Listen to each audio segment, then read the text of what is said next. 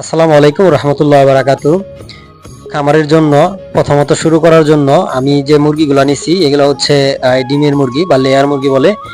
এগুলোর বাচ্চা আজকে এই বাচ্চার বয়স হচ্ছে আজকে 2 মাস হয়ে গেছে আলহামদুলিল্লাহ। এই বাচ্চাগুলো দেখতে পাচ্ছেন, আর খুব বেশি বাচ্চা নিই নি, আমি এই জায়গায় 1000 বাচ্চা নিছি শুরু করার জন্য। আর আগেও কিছু আমার মুরগি আছে, মুরগিগুলো হচ্ছে আপনার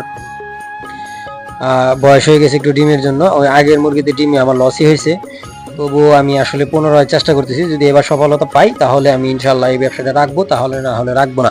আর এই বাচ্চাগুলো দেখতে পারতেছেন, এগুলো হচ্ছে অতিরিক্ত গরমের জন্য কি অবস্থায় আছে। আর এটা যদি ব্রয়লার হতো এটা বাঁচানো সম্ভব হতো না, এই কারণে আমি লেয়ার মুরগির উদ্যোগ নিয়েছি। আর এই যে এখন যে দেখতে পাচ্ছেন এগুলো হচ্ছে আমার সেই ডিমের মুরগি, অলরেডি ডিম দিচ্ছে। আর এখানে মুরগি আছে 500 পিস। এই 500 পিস মুরগিতে এক এক দিন এক এক রকম ডিম দেয়, খানা দানাও ভালোই হয় তারপরেও। আর বর্তমানে খাবারের অনেক দাম, এই কারণে খামারিরা লসের মধ্যে আছে। আর এই মুরগির খামারটার যে চারের মধ্যে যে ব্যবস্থাটা করছি বায়োসিকিউরিটি যেটা, সেটা আলহামদুলিল্লাহ অনেক ভালো করছি।